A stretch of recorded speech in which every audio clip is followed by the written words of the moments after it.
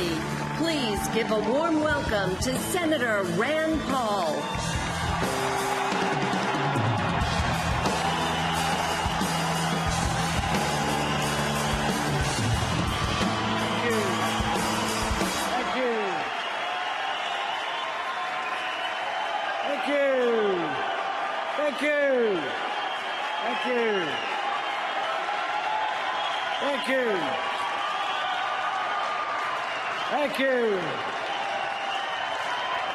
Thank you, Kentucky. Thank you. Thank you. Thank you. You know, when the Supreme Court upheld Obamacare, the first words out of my mouth were, I still think it's unconstitutional.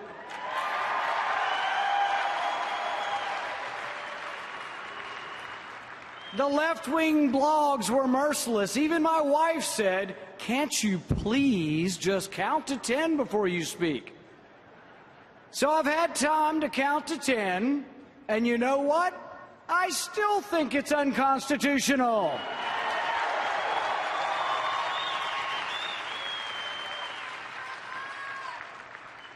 Do you think Justice Scalia and Justice Thomas have changed their mind? I think if James Madison himself, the father of the Constitution, were here today, he would agree with me. The whole damn thing is still unconstitutional.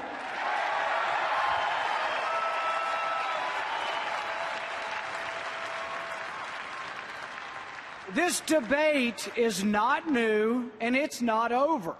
Hamilton and Madison fought from the beginning about how the government would be limited by the enumerated powers. Madison was unequivocal. The powers of the federal government are few and defined. The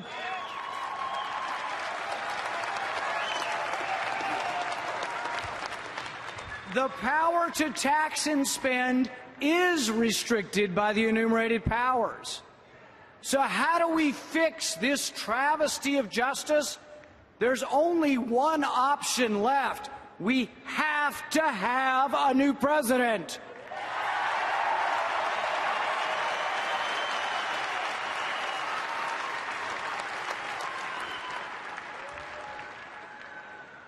When I heard the current president say, "You didn't build that," I was first insulted, then I was angered, and then I was saddened that anyone in our country, much less the President of the United States, believes that roads create business success and not the other way around.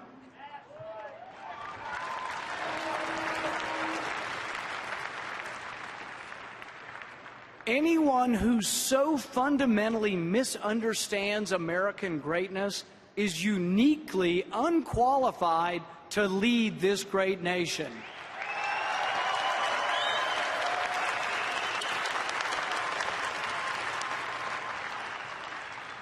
The great and abiding lesson of American history, particularly the Cold War, is that the engine of capitalism, the individual, is mightier than any collective. American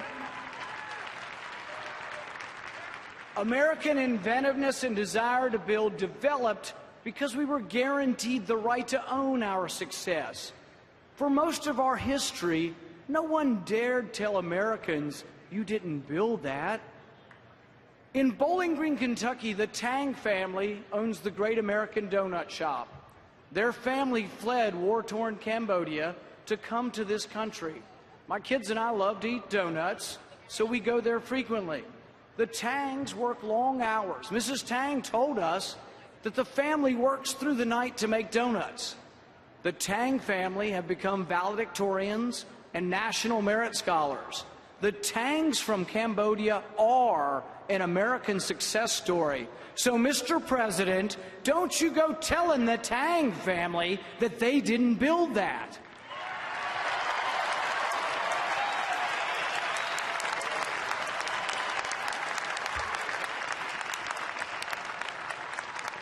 When you say they didn't build it, you insult each and every American who ever got up at the crack of dawn. You insult any American who ever put on overalls or a suit. You insult any American who ever studied late into the night to become a doctor or a lawyer. You insult the dishwasher, the cook, the waitress. You insult anyone who has ever dragged themselves out of bed to strive for something better for themselves and their children. My great-grandfather, like many, came to this country in search of the American dream. No sooner had he stepped off the boat than his father died. He arrived in Pittsburgh as a teenager with nothing, not a penny. He found the American dream, not great wealth, but a bit of property in a new land that gave him hope for his children. In America, as opposed to the old country, success was based on merit. Probably America's greatest asset was that for the first time, success was not based on who you were, but what you did.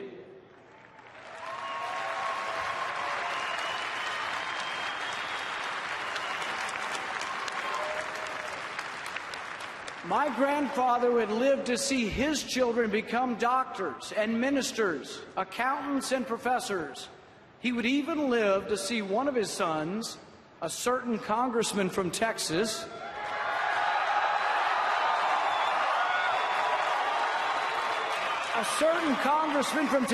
run for the presidency of the United States.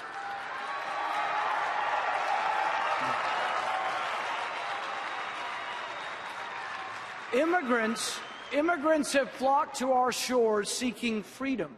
Our forebears came full of hopes and dreams. So consistent and prevalent were these aspirations that they crystallized into a national yearning we call the American dream. No other country has a dream so inextricably associated with the spirit of its people. In 1982, an American sailor, John Mooney, wrote a letter to his parents that captures the essence of the American dream. He wrote, "Dear Mom and Dad, today we spotted a boat in the water and we rendered assistance. We picked up 65 Vietnamese refugees.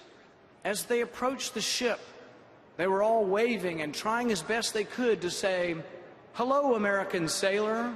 Hello, freedom man.' It's hard to see a boat full of people like that and not get a lump somewhere between chin and belly button.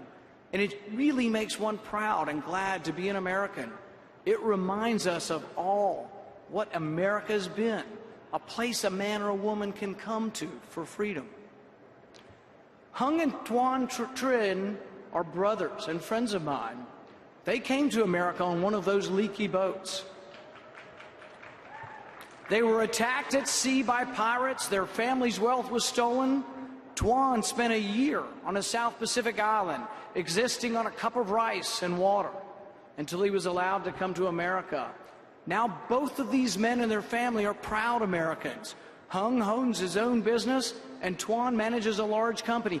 They are the American dream. So, Mr. President, don't go telling the Tring family you didn't build that.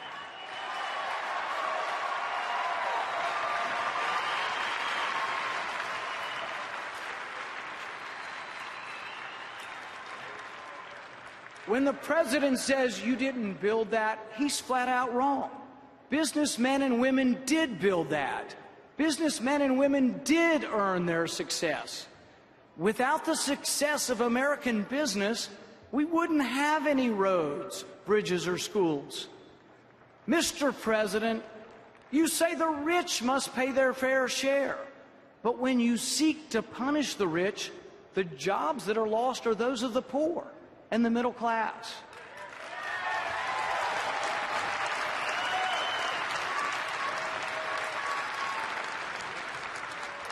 When you seek to punish Mr. ExxonMobil, you punish the secretary who owns ExxonMobil stock. When you block the Keystone Pipeline, you punish the welder who works on the pipeline.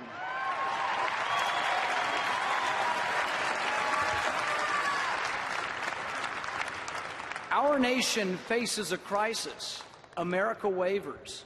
Unfortunately, we are one of a select group of countries whose debt now equals their gross domestic product.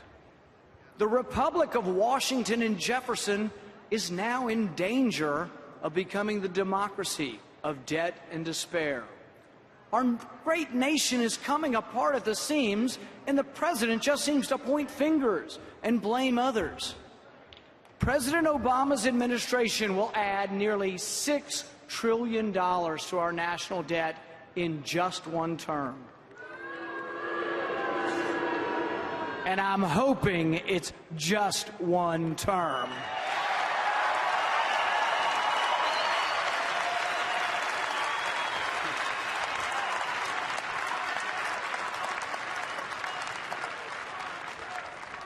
This explosion of debt is unconscionable and unsustainable. Mr. President, we will not let you bankrupt this great nation.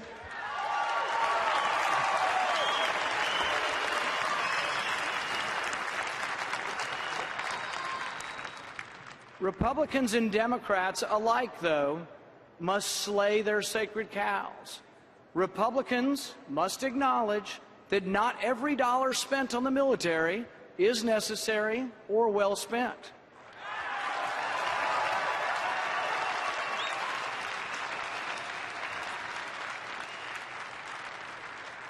Democrats must admit that domestic welfare and entitlements must be reformed.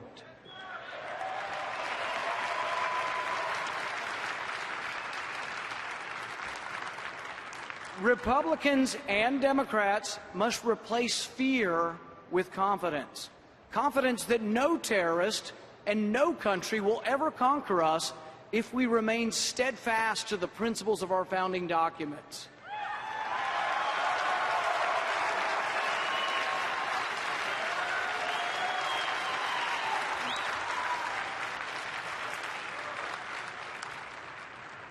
We have nothing to fear except our own unwillingness to defend what is naturally ours, our God-given rights.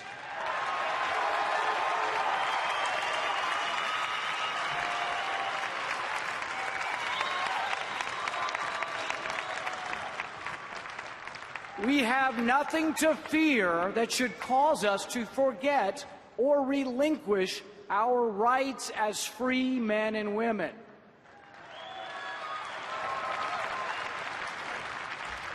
To thrive, we must believe in ourselves again, and we must never, never trade our liberty for any fleeting promise of security.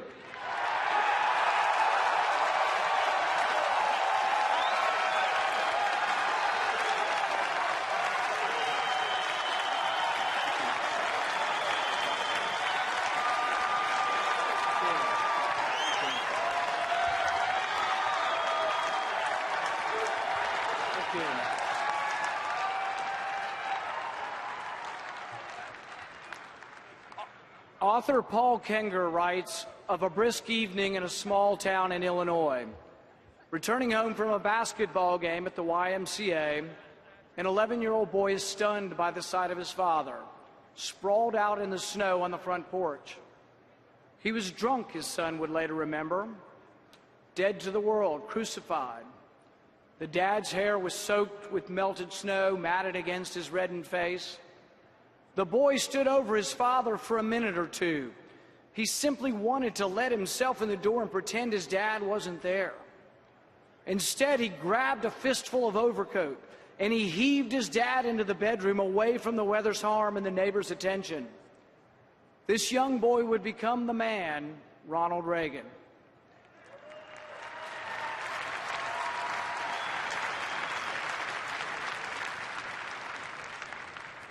The man we know as Ronald Reagan, whose sunny optimism and charisma shined so brightly that it cured the malaise of the late 70s. A confidence that beamed so broadly that it pulled us through a serious recession. And a faith that tugged so happily at the hearts of all that a generation of Democrats became Republicans.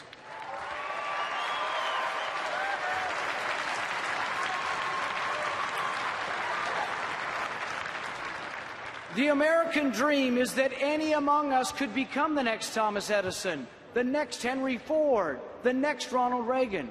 But to lead us forward away from this looming debt crisis, it will take someone who believes in America's greatness, who believes in and can articulate the American dream, someone who has created jobs, someone who understands and appreciates what makes America great, someone who will lead our party and our nation forward. I believe that someone is our nominee, Governor Mitt Romney.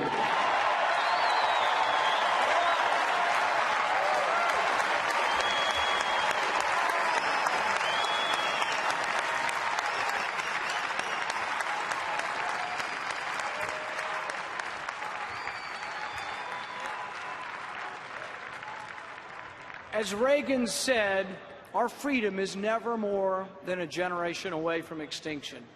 If our freedom is taken, the American dream will wither and die. To lead, we must transform the coldness of austerity into the warm, vibrant embrace of prosperity. To overcome the current crisis, we must appreciate and applaud American success. We must step forward unabashedly and proclaim, "You did build that. You earned that. You worked hard. You studied. You labored. You did build that."